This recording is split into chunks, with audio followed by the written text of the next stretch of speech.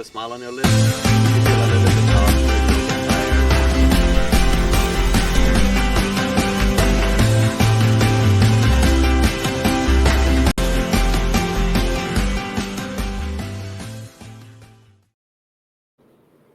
Welcome in. It's a fresh episode of Charlotte Soccer Show. John Hayes, Hayes Brams is here on this Friday morning. It's a coffee cast. Cheers to you, Danny. I see you got ice there. I've got a nice hot coffee here. So we're coming down both sides of the aisle. I am just about to make the switch to hot coffee. I'm an iced coffee nut. I love my cold brew. But it's not quite cold enough out there yet to get me drinking hot coffee in the mornings. But I've had a few hot coffees. It's a gradual process. Yeah, I am at that moment as well. I didn't get the warm coffee today because I thought it was cold outside and it was time. I just felt like on a Friday morning before an episode, I wanted to make sure to get out there and get some of the good stuff from our friends at Summit Coffee. And by the way, this is not a paid endorsement.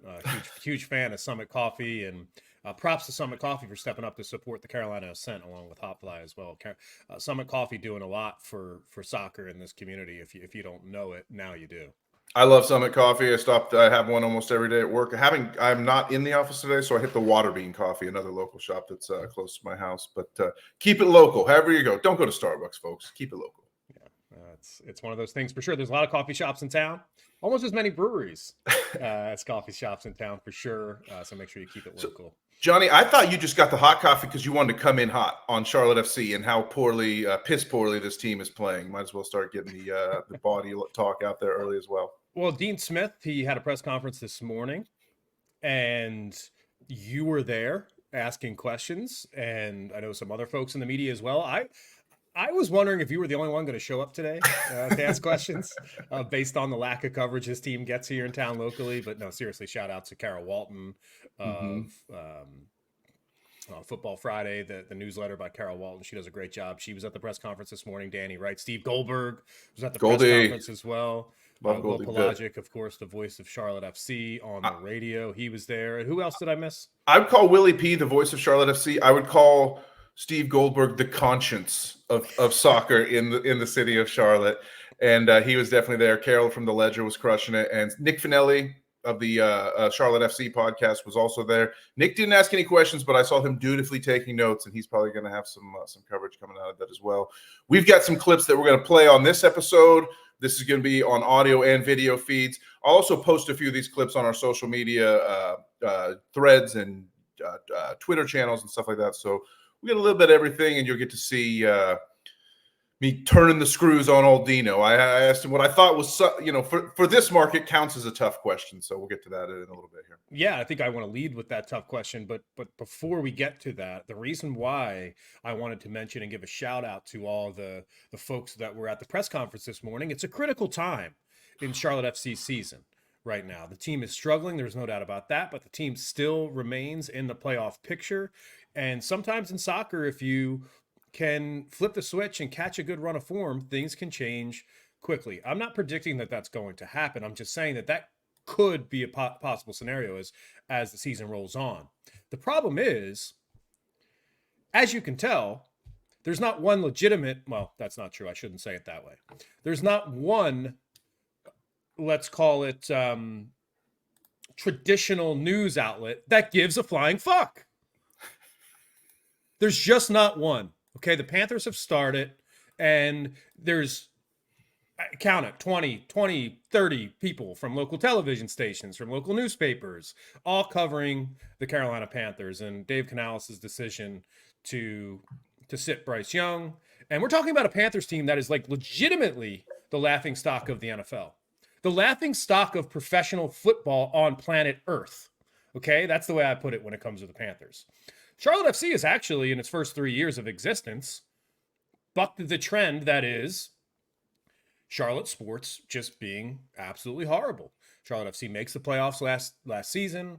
They hire a manager who with some serious credentials, Danny Brams. They're heading into this final season, and there's 3 games left on the schedule. And unfortunately, it just feels like nobody gives a shit. And it's why you and I are here this morning doing an episode for the fan base, for the people that do care about this club and want to have real conversations about, for my money, what has been the most entertaining show in town in the last 2 or 3 years here, considering the Panthers have been horrible. So I just wanted to start there and just say how disappointed I am as someone who's been in sports media my entire career, somebody who's a journalist, somebody who works with you, who's doing the job on SEC Network covering college football. At what point, Danny, can this team become actual news in this city? I think it has to take a run to the championship. I think it's, we all as fans, we want trophies. And I think to get the legacy media, your Charlotte observers, if you will, to start paying attention, it's going to take trophies as well. You remember how many people were at the press conference when Dean Smith got the job? Yeah. And how many people? All you had to do was log into Zoom at 8:30 this morning to talk to him. It wasn't. Yeah. There wasn't even you didn't even have to make an effort to get on Zoom this morning to talk to Dean Smith about what is the most critical stretch that you could argue in Charlotte FC history. Yeah, and it took me one click to get in there. I was there early. I was the first one there. Shout out to the team media office does a lot of work to make this team accessible. We'll give them shit at times for being a little bit too spin happy. And I went off on social media after the loss on Wednesday, and I was responding to the official account like, good luck coming up with some distraction content tomorrow. I'll cop to that. I'm not like the nicest guy in the world sometimes. Well, that's part of the job. That is part of the job. But shout out to them for creating the accessibility and giving us the opportunity to spout off in those ways. That not all clubs and not all teams in any sports would do that. I certainly don't think that the Panthers are inviting fan media, in any meaningful form to come watch the Dave Canales press conference. So it's like you got to sell it, Maybe there's more than I realized. I don't pay that much attention to the Panthers personally, but I got to shout out this club for putting itself out there. And I'm with you, Johnny. More fan media, more legacy media, more alternative media, and more people need to be taking advantage. There's only one person in this city that's holding this team accountable, and it's the person that I'm talking to right now. It's a great question that you asked this morning, and I'm just going to lead with that, Danny. I'm going to play this. It's something that I've said on the show. It's something that I've talked to a lot of TIFOs on the show, our tremendous friends of the show, out whether we're hanging at Hot Fly Brewery, whether we're uptown in the French Quarter. I'm starting to hear some things from the fan base about how this team is somewhat unwatchable, Danny, and I give you major props for asking this question. It's one thing to have a bad result, obviously, but it's another thing from my fans' perspective and fans I talk to and go to games with to play boring. What's a reaction that you have to hearing that the team is just boring and it's a chore for us as fans to show up and watch this team play the way they play right now? Well, that's the first time I've heard you say that, to be honest. So I haven't heard it. That's the first time I've heard it. Listen, that's one thing we don't want to be, that's for sure. We want to be an aggressive attacking team. You need the players to be performing well to do that. But we also need to be hard to beat. We need to know where we're at as a team. When I first came in here, I told you right from the start that we needed to be a mid-block team. We haven't got the players that are going to go and open people up. Probably still are that at the moment. We need space to run into. We need grass to run into. But we need to be solid and hard to beat first and foremost. Great question, Danny. You're the one that asked it, so the floor is yours. What's your response? Boring, Charlotte. My response to Dean's response there is, yeah, we're going to be boring. We're going to continue to be boring because that's how I know how to win with these players. Dean Smith had a reputation for being very unboring when he came across the pond. I've said before that I had friends in Europe, European friends who follow the game closely over there, who said, oh, wow, Dean Smith, great. You guys will be fun to watch, but you might give up a ton of goals. It's been the total opposite because Dean has come in and, contrary to his reputation, has played a very pragmatic style and just tried to focus on being hard to beat. When you say we need to be hard to beat, that means we need to slow the game down and be a slog and, be not taking less risks and more conservative. And that's what we've seen. That's what we've gotten. It is at times hard to watch, and it's a little easier to watch when you're winning. That's why at the start of the season, it was a little easier to forgive. And it's like, hey, we're doing what we need to do because we can set up in a defensive structure and try to hit them on the break. And when you're hitting them on the break, it works pretty well. And you're like, okay, hey, I didn't have, my mind blown. I didn't have my eyes set on fire watching that match, but we got the result and there was a couple nice moments. But yeah, it's tough. It's the age-old dilemma. Like, would you rather win, conservatively or lose spectacularly? I think you'd rather win. But if you're going to lose, and when Charlotte FC has lost 3 in a row, that's kind of what we've lost 3 in a row. And it's really even worse than that. If you track back results for the last 2 months or whatnot, it gets to the point of like, well, shoot, I'd rather at least lose 4-3 than, 2-0 and at least get some goals and see our guys do some stuff. And this most recent match against Orlando was just bad. It was hard to watch.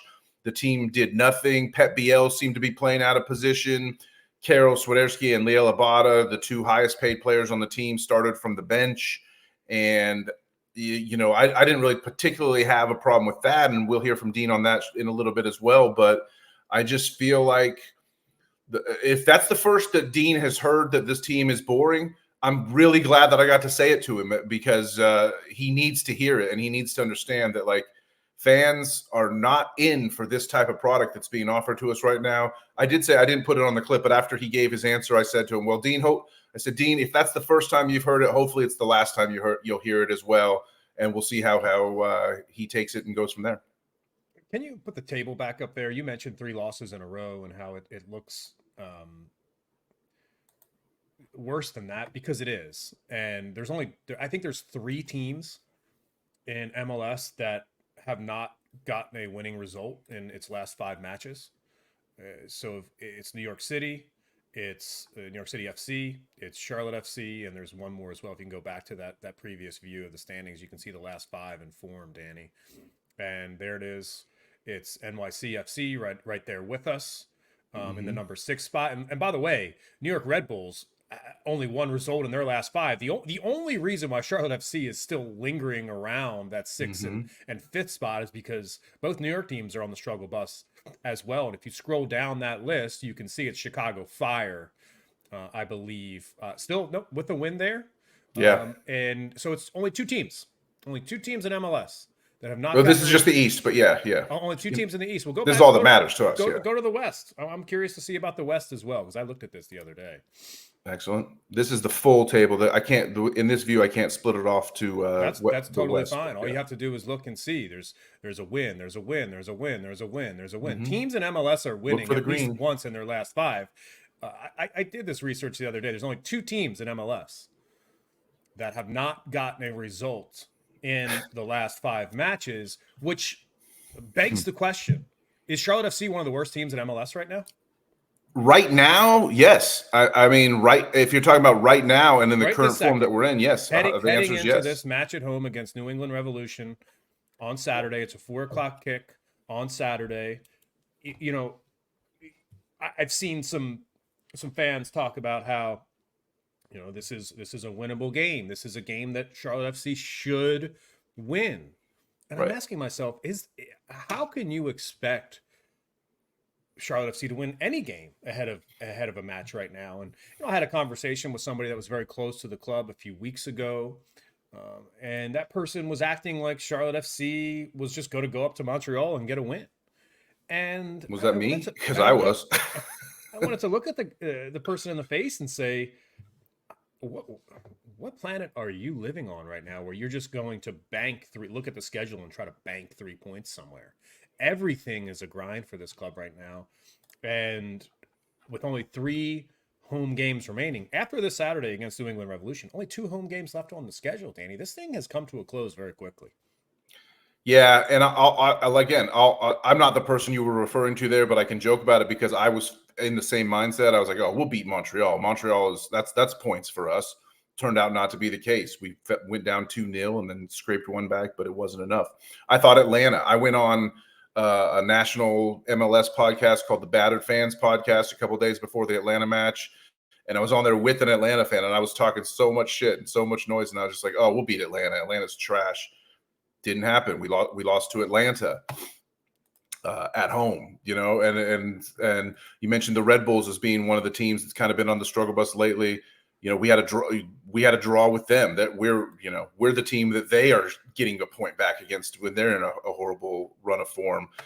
Dean talked a lot today about the League's Cup break really throwing this team off, and he was asked about chemistry, and he defended the chemistry. He doesn't think that the personnel changes that we've undergone recently have changed the chemistry. We can listen to that in a second, but I tend to agree. I mean, we had the run of 3 road games where we had the Cincinnati, Charlotte, Austin run, when everyone was like, we're just hoping to get, maybe two points out of this, and ended up we got 4.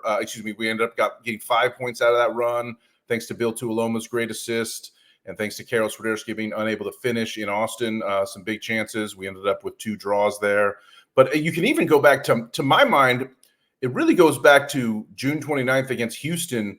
It was that Houston match. That was coincidentally the first match that Ashley Westwood did not play because he was on yellow card suspension.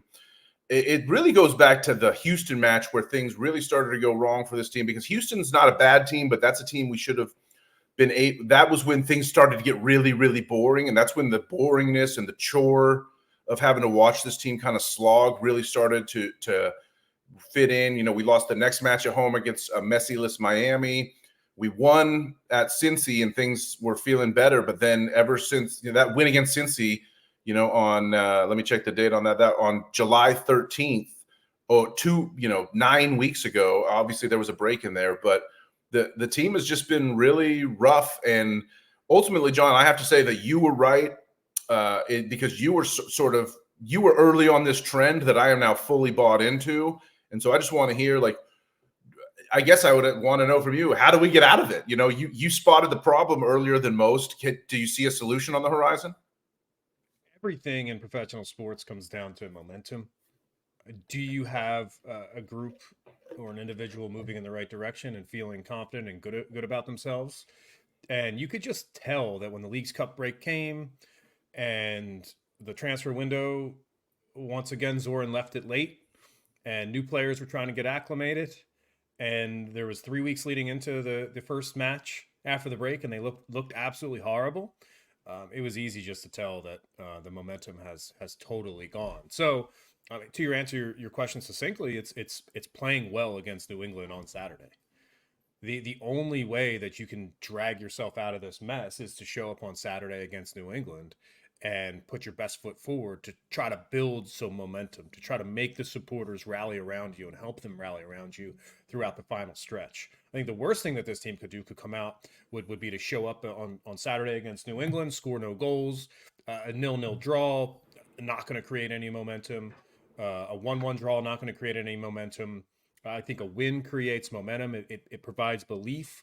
It allows Dean to point towards the table and say, look, here we are. We're in a good spot. You just won a match. You just got 3 points. Let's continue to build. Let's start stacking points. Let's start stacking good feelings. Let's feel good about ourselves on the practice field. And let's start to get people to healthy. I think the other thing that this team needs to do to get momentum is stop experimenting. I just told you there was 3 home games left in this season. There's not a lot of matches left. If you don't have it figured out by now, you're probably never going to have it figured out. So I'll use a turn of phrase that I really enjoy, which is dance with the woman that brought you.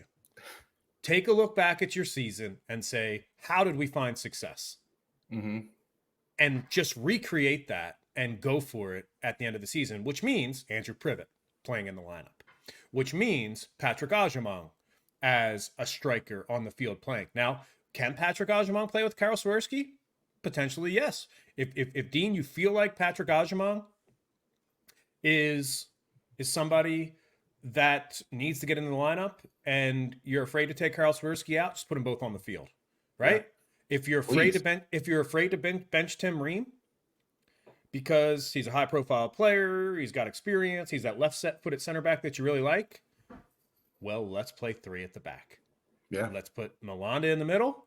Let's put Tim Ream on the left side, and let's put Andrew Privet on the right, and let's play 3 at the back. I know you haven't done it all season, but put the players on the field that help get you the results. I think Yuri Tavares is another player that played unbelievably well in the beginning of the season, that showed a lot of quality characteristics that I think Dean loves. I think that he was thrown under the bus after the loss at NYCFC earlier in this season. I think it was ridiculous. He got put in the doghouse and he never really got recovered from that. I think that's ridiculous. You got to get him back on the field. And you got to realize that Kerwin Vargas just hasn't played well this season, and he's not somebody that you can count on during this stretch run. And Yuri scored a go-ahead goal against Austin that should have been a game winner if we had been a little bit able to tighten up at the very end of that match. Right. So excuse me for this this long-winded response here, but Danny, I just feel like Charlotte FC has totally gotten away from what brought them to this moment this season. And I love it, Johnny. I love it. And you never have to ask for excuses for a long-winded rant on this show. That's kind of what this show is all about. And it's funny because I'm sitting here listening to you talk, and I'm like, was this guy in the press conference like on a silent connection? Because the stuff you're saying is stuff that Dean spoke to. I want to play a quick soundbite because Tim Ream has come in for there's a very split camp on Tim Ream in this fan base, because there's people who are like, oh, I love Tim Ream. It's so great to finally have a U.S. men's national player on Charlotte FC. I can't believe it. And then and I'm not in that camp. And no shade against that camp. There's other people who've been like, my point of view on it is like, it wasn't broke. Tim Ream is a solution in search of a problem. Privet and Malanda were a rock solid pairing in the back, and they they both got contract extensions this year. So why are you suddenly going to send one to the bench when signing like an older player who's at the end of his career? Let's hear from Dean on Ream. And then I want to talk maybe a little bit more about ways to make that three at the back thing work that you just mentioned. But here's Dino. We've got players who, obviously Pep Biel's come in. He's new to us, but Tim's come in as well. But Tim's been with us a while now. I think the chemistry's there with Tim, and Tim's done okay for us. He's been pretty steady. I can't put him at fault for any of the goals that we've conceded.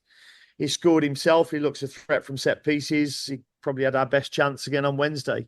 So, because I have seen, talk about, oh, Tim's coming, it's upset the rhythm. The rhythm wasn't really there during that Leagues Cup break as well. Johnny, what does it mean when a center back has your two best chances over 180 minutes of soccer? It means that the only way that you can create offense is when you're lofting balls into the box, and one of the center backs tries to get his head on the end of it. I think that to me just is a telltale sign that you play pragmatic Burnley style football, right?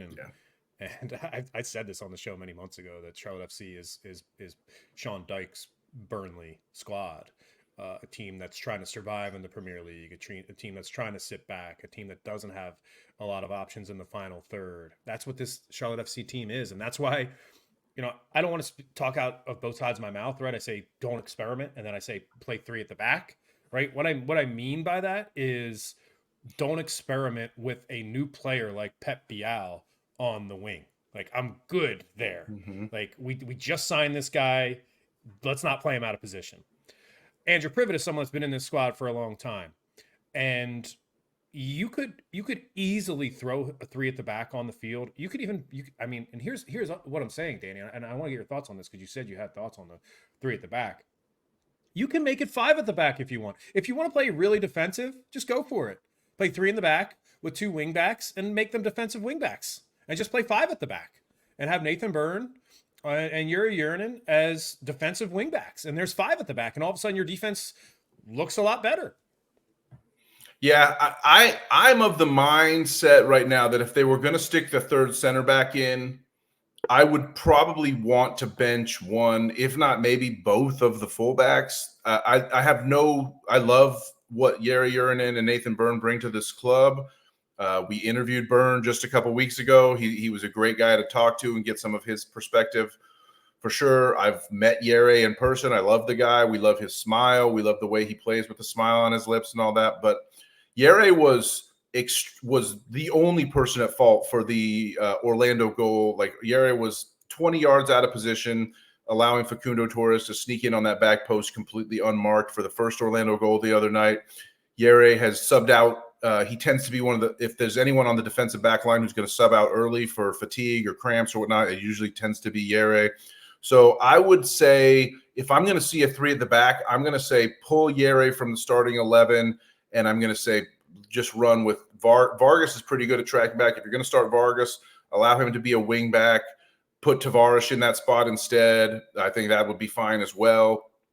I agree with you that Pep Biel should not be a winger, but yeah, 3 at the back with like Tavares, Vargas as the left wing back, maybe Byrne as the right wing back, and then you still got to get Abada in there somewhere on the up in the attack. But you could also even just have Abada be Abada could be a winger that tracks back a little more. I wouldn't call him a wing back, but you could even bench Byrne and Yere just to try and see what that 3-man center back setup looks like, because Privet deserves to play. Privet, right now, for what Dean said is that, the chemistry was starting to lack during Leagues Cup anyway, and I can't fault Tim. Tim's not at fault for the goals, and he's getting our chances.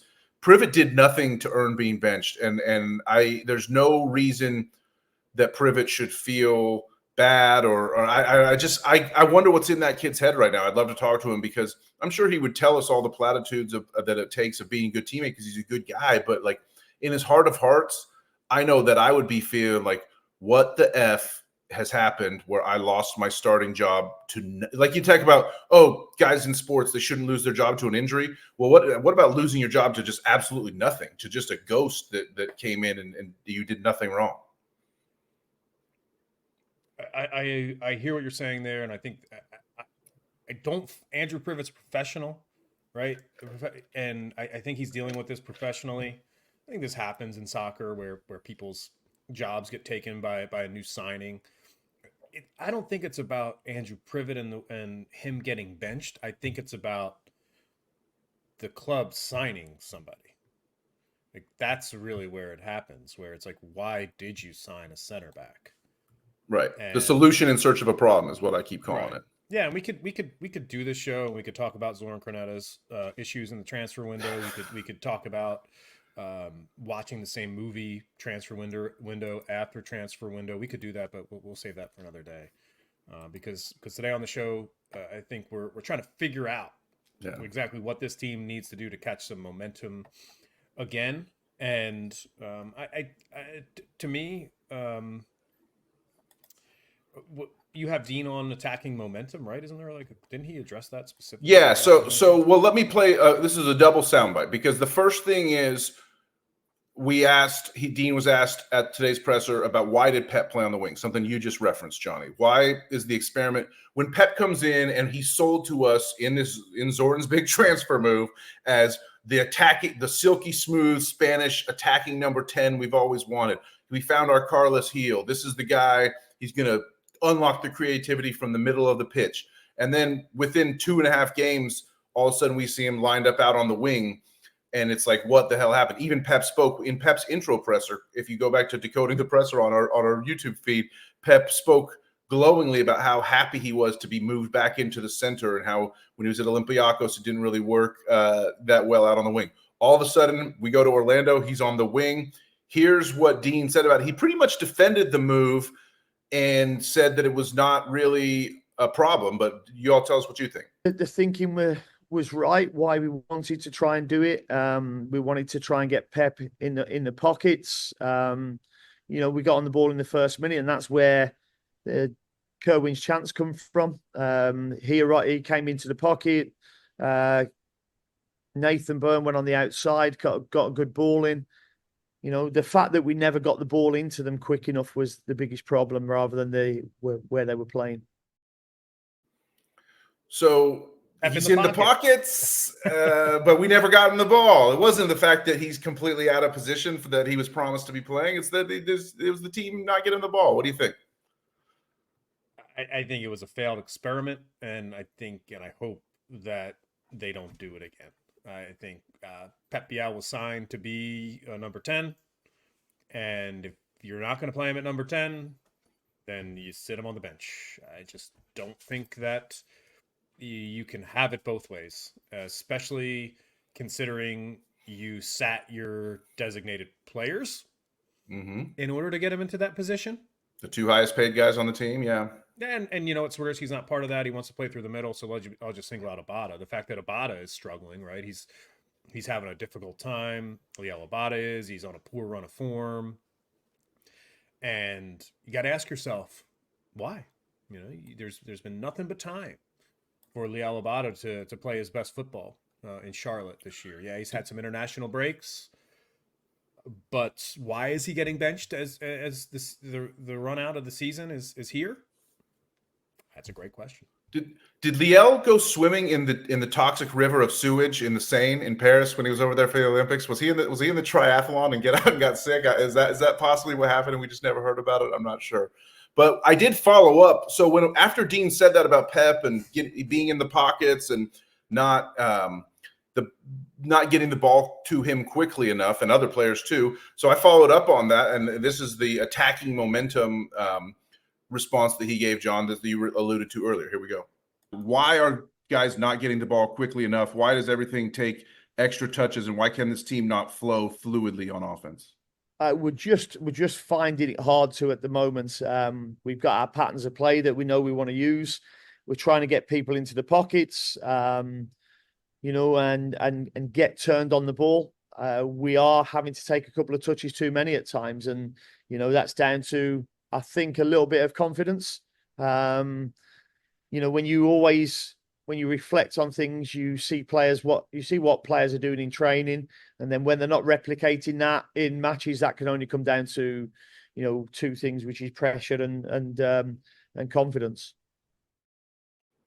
The confidence is lacking, and we hear a lot about, oh, they look good in training. Oh, Carroll and Abada were connecting so well in training, and then we don't see it out on the pitch. And it's just frustrating. Like, I watched this team. This goes back to the whole boring thing that we referenced earlier, which is like, you watch this team play, and like, when you're granted, you have the bird's eye view of the camera angle and whatnot, but even as fans, even as casual fans who've been watching this game forever, people say, oh, you never played the game. What do you know? I can see passing lanes. I see these like quick like the ball's coming to a guy and you can see the pass he should be making immediately. But when it gets to him, and then what does he do instead? Takes a touch, looks around, takes another touch, looks over to the other side. And it's like, bro, you got to move. You got to go quick. You got to make this thing happen. And I just don't understand why our club seems to have, you could call it an MLS thing. You could say, you know, granted, I'm not expecting MLS clubs to move as quickly and be as instinctual as Premier League clubs that we watch on early Saturday mornings, but Jesus Christ, man, like, make a quick pass for once in your damn life.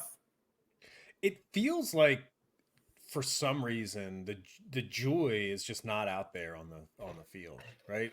To your point, Danny, when you're connecting quickly with your teammates, when you're making runs, when you're sending balls into the box. I mean, the reason why people play soccer is because it's fun. Mm-hmm. And, you know, you could say boring, or you could say not fun. Right? Like, which one is it? And hashtag synonyms. Yeah. To me, it looks like there's just no fun being had on the pitch. You don't see smiles. You don't see togetherness. You don't see the chemistry. You see nothing of that sort. And it's really difficult. I think, you know, I want to call this out, and maybe I'm wrong about this, right? Maybe I'm wrong about this. And you're the person that's on social media more than me. But Brandt Bronico, he makes his 100th appearance for Charlotte FC, which, by the way, is a big deal. Yeah. This midweek against Orlando is a 100th appearance. That's a big deal for a club that's only 3 years. We've said club legend on the show. We've asked questions to players about it because that's fun, right? Yeah. When you have a squad, somebody's going to separate themselves and become somebody that the fans look to as a reflection of their club. And I think Brandt Bronico has done that. He's started 100 matches, not started. He's made 100 appearances for this club in 3 years, which is really, really impressive. Were his teammates celebrating that?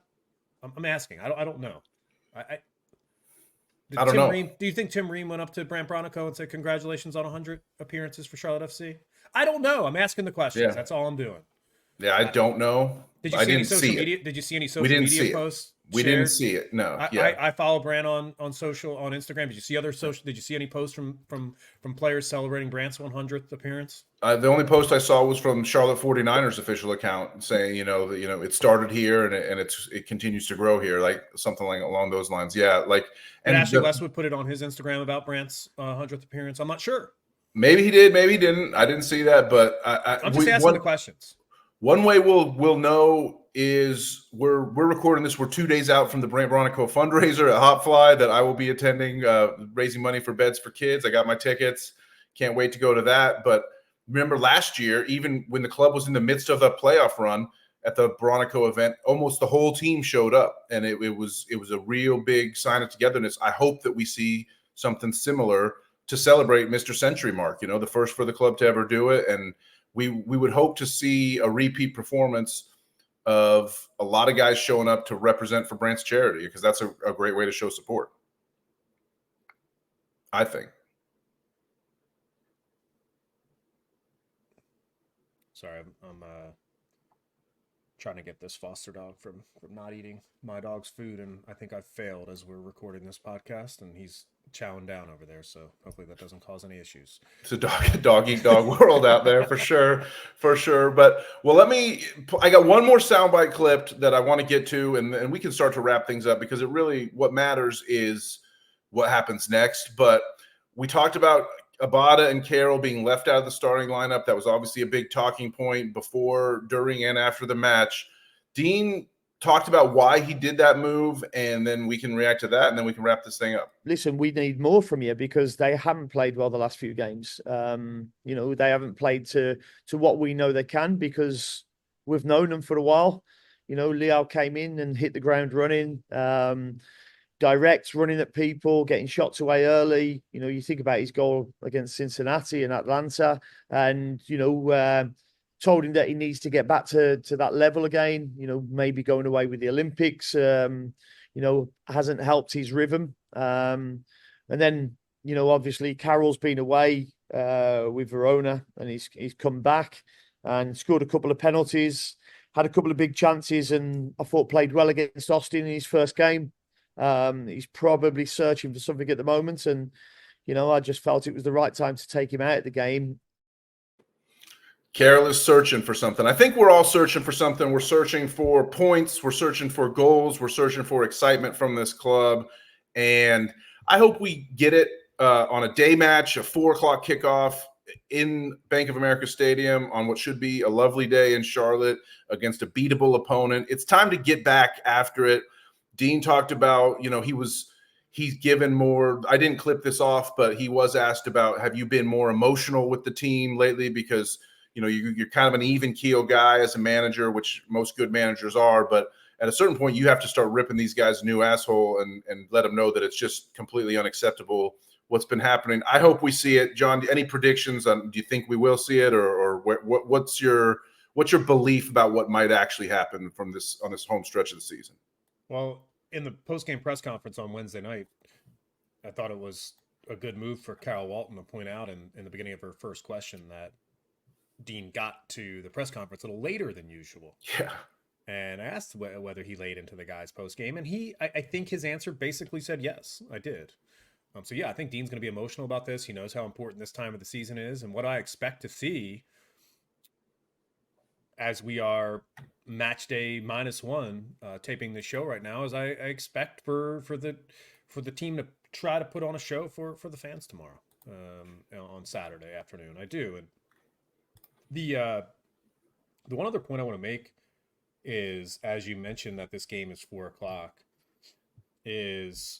and I wanted to go on record with this and say that MLS and its decision to have 99% of its matches at 7:30 on Saturday night has been an abject failure. And the reaction to this 4:00 kick is the reason why. If you talk to supporters, if you talk to fans, if you talk to diehards, if you talk to casuals, everybody's excited for a 4:00 afternoon match on a Saturday. Everybody is. And you know why? Is because 7:30 on Saturday nights become tiresome. over and over and over again. The lack of you know, let's just call I think the lack of schedule diversity, right? Where if you just do the same thing over and over and over again, it gets kind of boring. Yeah, you fall into your patterns, and yeah, you're there, and all of a sudden you don't want to go anymore. But if there's a Saturday 4 o'clock game, if there's a Sunday 1 p.m. game, if there's a Sunday 6 p.m. game, if there's a Saturday noon game, all of a sudden your weekend looks a little different. You can fit things in. You're not reserving every Saturday night. I think Right. MLS and Apple TV really made a huge mistake by thinking that MLS 360 was a product that was going to become NFL Red Zone. Right. There's only one NFL Red Zone. You just can't recreate NFL Red Zone. Right. And what ended up happening Because they're different sports. Correct. Let's just start there. Totally different sports. Most diehard MLS fans like go to matches, go and watch their team. I think MLS 360 is a great program for someone who's sitting in Europe who doesn't have a chance to go to an MLS match. All I'll say about MLS 360 simply is nice try. Thought the show was fine. Enjoyed the show. But most fans are watching in person, and all the games at the same time make it so you can't watch anything. Yeah. Like how nice would it be to go to a Saturday 1 o'clock game and then come home and have some more matches on that evening? Right. Exactly. And we're gonna get to experience that this weekend. It should have happened a lot more times this year.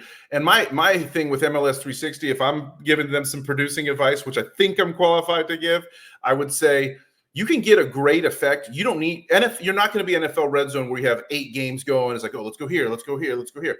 But if you have 3 games, you can have a great wraparound soccer show with 3 or 4 matches going at the same time, because you want to take an extended time. You want to be sitting on one for, 7-8 minutes and then go somewhere else. You're not necessarily trying to go, let's go here for 40 seconds. Let's go there for 40 seconds.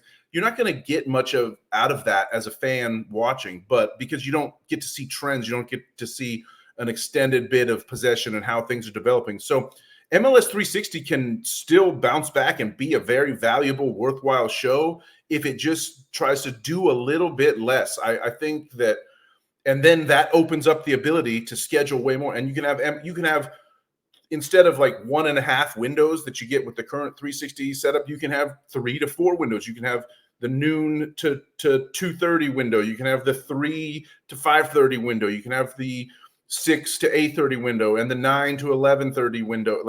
And you just get much more value out. Now, it might be tough for the production crews and the people, on the show that are then having to work for hours and hours and hours, but just bring some more people in, get a rotating cast of characters and things like that. I just think that it's silly to try to treat soccer like gridiron football, which gridiron football is very much based on it's an event based where like teams move the ball down the field and have big plays to get touchdowns.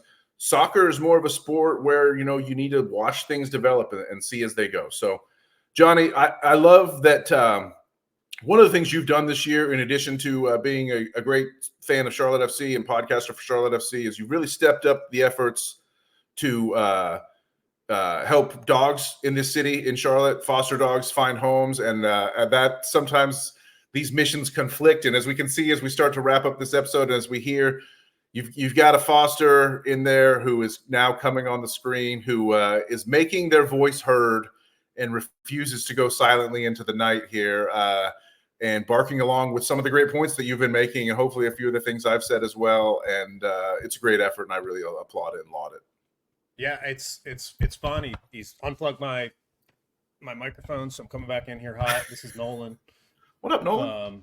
Yeah, Nolan's acting a little crazy this morning, but he's hanging out here with me now. And by the way, your thoughts on MLS 360 are fantastic, and you're way overqualified. In fact, if I was Apple, I would consider hiring you to produce on MLS on Apple TV, considering You're damn good at what you do when it comes to television production.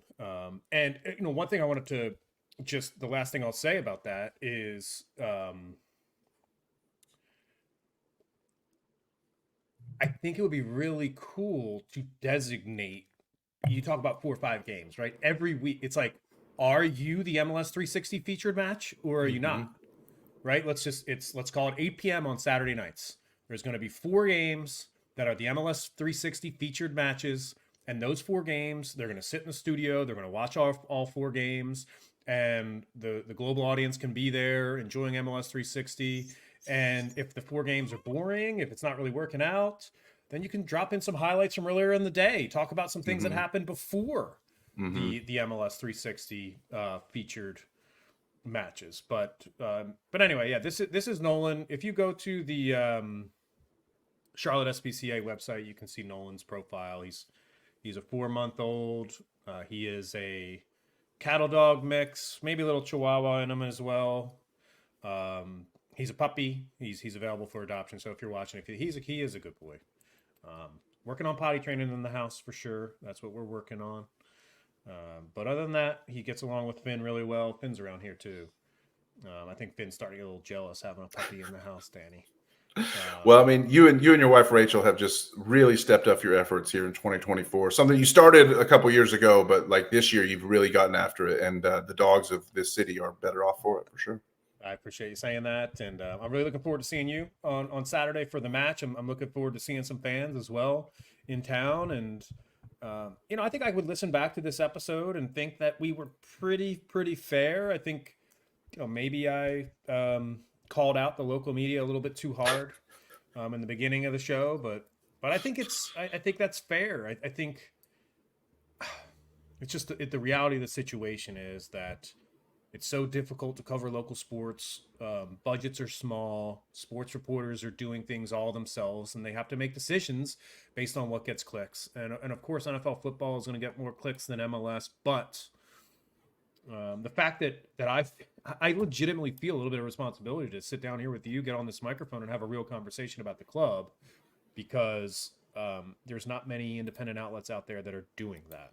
And I'm happy to be here with you doing that. I'm super proud of you for going on that press conference this morning and asking a difficult question, and we'll see how things roll. Do you have a prediction for Saturday and a prediction for the run-in? Like, what sitting here today talking about having to pick up momentum, do you think Charlotte FC can pick up some momentum and finish the season strong? Do you think it's going to happen? Do you have at least a glimmer of hope? I do have hope, and I think the schedule, despite the fact that we lost at Montreal recently, and despite the fact that we have to go to Miami still, we have after this home match against New England, we got a match against Miami next on the docket right after that on September 28th. But we have Chicago home, we have Montreal at home again, and we have DC United to close out the season. 3 teams below us in the standings, and 4 if you count New England. So at this point, I have to think that with Charlotte currently sitting on 38 points, I think it's reasonable to assume we get to 43 range and go from there. 5 games left. Can we get 5 points out of 5 games, put ourselves into playoff position, and then let the chips fall where they may? There's no really if we don't get to that top 4, which I don't think we will anymore, which I think beating Orlando and beating Montreal were essential to getting up to that top 4. I don't think we'll get there. So it's really kind of just a crapshoot of who we get matched up, whether we get matched up against in a first round series against Columbus or Cincinnati. Hopefully we don't slip to that 8-9 game and then have to win a game for the right to go play Miami, because Miami is just really, really good this year, even without Messi. There's no strategical positioning of where we're trying to get to. We're just trying to get in the playoffs at this point. And then, we've actually matched up pretty well against Cincinnati and Columbus this year. So who knows what it will be. But I say we get 5 points out of these 5 games somewhere, maybe more, but 43, 44 points, I think, is where we end up, which would be, not a bad little season for Dean Smith's inaugural. We need to go get him some players, and that discussion can happen on a future episode as to whether the player acquisition is really where it needs to be. Maybe Zorn will come on the show again. We've had him on before. We'd love to have Zorn come in the show and we just get, maybe roast him, maybe give him a letter grade on the year and see if he wants to sit with us and take it to the face like that. Who knows? I'm more than happy to interview Zorn on the show again, but this time he needs to come into our environment. Exactly. We were in his environment last time. Now we want you coming to ours. Maybe have a couple beers, Zorn, and chat with us about just football at large and Drought FC and everything else out there. And then, as we wrap things up, I just did want to officially put this out there on the show, Danny. Some personal news from me. I have a new job. I'm starting with NASCAR on Monday, the 23rd. So as this season continues to roll on towards the finish line, I'm joining NASCAR to manage its podcast network. And obviously it's NASCAR playoff times right now. So things are going to get busy. We're not only going to have MLS playoffs, we're going to have NASCAR playoffs for the next couple months. And that's going to be a huge focus of mine. So make sure you check out some NASCAR podcasts. If you are a NASCAR fan, I know one of our TIFOs is a massive NASCAR fan. Shout out to Reverend Burrow, somebody that knows the sport really well, somebody that I'm going to talk to about the sport. So you can continue. You can count on this show to continue throughout the rest of the regular season and the playoffs. I'll try my best to make myself available. But of course, when you start something new, you got to prioritize that. So I'm looking forward to hitting the ground running on Monday with NASCAR and covering what should be some really fun playoffs. Yeah, John, I'm so happy and proud of you back in the media sphere after a little bit of a break. Just couldn't stay away. We dragged you back into the professional media world. I know you were crushing it in your role over at Hotfly. That was a great for a season for you, and now you're back in the audio producing world, which is where you first earned your chops. So great to have you back in the media world. Thanks to all the fans of this show who've been hitting us up saying, "Oh, where's the episodes? Where's the episodes?" We got a lot going on, and we lost our ability to, but we had, we could talk more someday about, how we had the partnership on this show that kind of went away for various reasons. But when now that I've left Hotfly as my full-time job, I'm kind of over it, to be honest with you. Like there was a while there where I was pretty pissed off about it, but patience and paid off for us, Danny, because I think we're both in pretty good spots. You've been good. You've been in good spot though this whole time. You've been producing for ESPN as long as we've done this show. You've been producing for ESPN, which is pretty good. Yeah, haven't got fired yet, but I would just say that like our content in the second half of the season has not been as regular in the first half, but hopefully the quality is still there, and that when we are able to drop stuff for the people to listen to, hopefully it's well received. Let's just put it that way. Okay, it's the end of the episode. And it's great to see everybody. It's great to talk to everybody. It's great to see you, Danny. I'll see you on Saturday at the match. Sir. Anybody else who's at the match on Saturday, look forward to seeing you there as well. And then you mentioned it, Beds for Kids. Brant Bronico's foundation, his fundraiser is Sunday at Hotfly. And just one major update on that for this Sunday is last year it was free to attend, and you had the opportunity to donate to the cause. This year, it's a ticketed event with 100% of those proceeds going to Beds for Kids. So this is an event where if you're going to show up, you're going to donate. You can't just show up and hang out and meet Brand and have a good time. The whole point is to show up and donate. So make sure you go. You can go to Brant Bronico's Instagram. You can go to Hotfly's Instagram. And you can find where to find tickets to Sunday's event. And of course, you can buy tickets at the door if you want to. The Mayor, I've had it. It's a new IPA. Just got canned this week. I've had it. It tastes great, and everybody's going to get to have it this weekend at Hotfly. Hell yeah. Can't wait. I got my tickets. I might even have an extra ticket. Feel free to hit me up and say, "Hey, Brams, you got a ticket for me?" The answer may be yes. Danny, he's always, whether it's a home game, whether it's a road game, whether it's a Brant Bronico fundraiser, Danny's always got an extra. Make sure you hit him up. It's Charlotte Soccer Show. I'm John Hayes. He's Danny Brams. And as always, it's for the crown, baby.